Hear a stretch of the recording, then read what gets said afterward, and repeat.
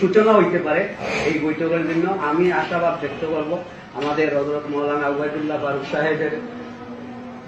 বক্তব্যের মাধ্যমে, লিখনির মাধ্যমে ওগুলা আসলে বলা যায় না, যদিও ওনার কথা থেকে সব চলে আসছে। এরপরেও আমি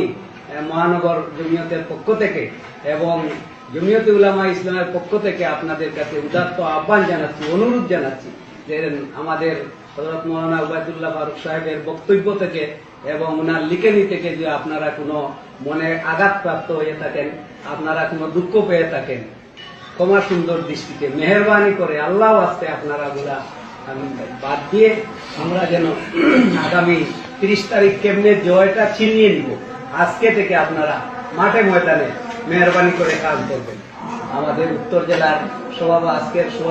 সভাপতি আপনাদের আমির সাহেব বক্তব্য রাখবেন এবং আমি দাওয়াত দিচ্ছি আজকেও সরোবর বাজার জনসভা আছে, আপনাদের পক্ষ থেকে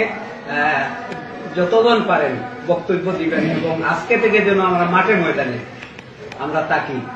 এই আশাবাদ ব্যক্ত করছি। মেহরবানি করে পিছনটা আর আপনারা এই বা ঈদের ভুলেছেন ওগুলা যেন আপনারা একারে ভুলি দেয়। 18